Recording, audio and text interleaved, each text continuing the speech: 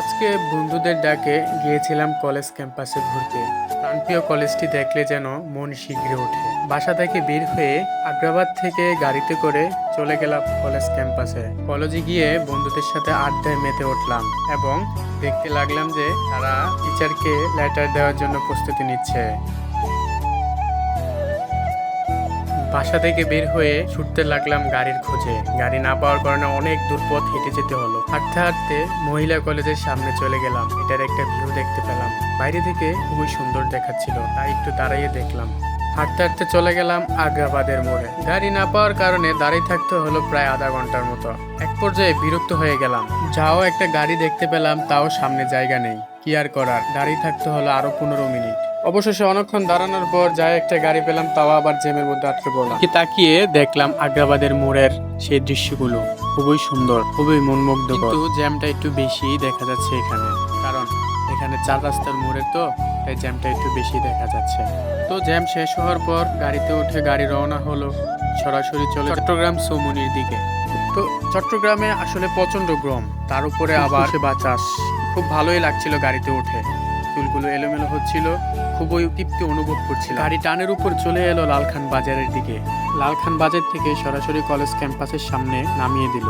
খুব ভালোই লাগলো কলেজ ক্যাম্পাস দেখতে। আমার তো ফর্ম ফিল আপ শেষ, গিয়েছিলাম বন্ধুর ফর্ম ফিল আপের জন্য।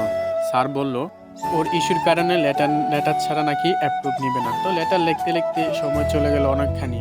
খুব দুষ্টামির সাথেও লেটার লিখতে বসলাম আমরা, কারণ লেটার লেখাটাও খুব একটা টাফ বিষয় হয়ে গেছিল, তখন মাথায় কিছুই ছিল না। যাই হোক, অনেক কষ্টের পর অবশেষে লেটারটি জমা দিয়ে অ্যাপ্রুভ করে কলেজ থেকে ফিরে আসলাম। চলার পথে বাইর হয়ে একটু দেখতে লাগলাম, ভাবলাম যে চট্টগ্রাম কলেজটা কিরকম একটু দেখে আসি। চট্টগ্রাম কলেজে যাওয়ার আগে পেটের ক্ষুধায় চলে গেলাম চকমালক হোটেলে। এখান থেকে কিছু নাস্তা করে বের হয়ে গেলাম। সত্যি চাটার কথা বলতেই হয়, অসাধারণ ছিল। নাস্তা খাবার পর আবার কলেজ থেকে কল আসে, চার কল দিয়ে আবার নাকি কলেজে যেতে হবে। আবার কলেজের দিকে রওনা হলাম এবং সামনে দেখতে পেলাম বন্ধু সুমিকে।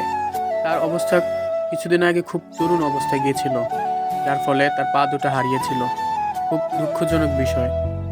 তো তার সাথে কিছু কথা বলে তার ভালো বুড়ো খবর নিয়ে চলে এলাম আবারও চট্টগ্রাম কলেজের ভেতরে। তো চট্টগ্রাম কলেজে মূল যাওয়ার উদ্দেশ্য হচ্ছে আমরা চট্টগ্রাম কলেজের এদিকে নামাজ পড়ে সোজা বের হয়ে বাসার দিকে চলে যাব।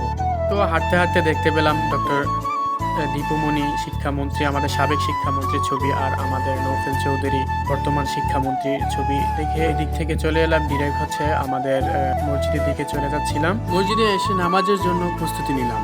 আমার আগে নামাজ শেষ হওয়ার কারণে মসজিদে বসে বন্ধুর সাথে কিছুক্ষণ অপেক্ষা করলাম। বাইর হয়ে বরাবরের জন্য চলে যাব এখন ডিরেক্ট বাসায়, আর কোনো দিকে না তাকিয়ে। প্রচন্ড গরমের কারণে এক গ্লাস ঠান্ডা শরবত খেয়ে নিলাম, তারপরে রওনা করলাম। এখন রিক্সা দিয়ে চলে যাবো ডিরেক্ট বাসায়। আজকের মতো এতটুকুই। পরবর্তী এপিসোড দেখার জন্য সাবস্ক্রাইব করে বা ফলো করে পাশেই থাকবেন। ধন্যবাদ।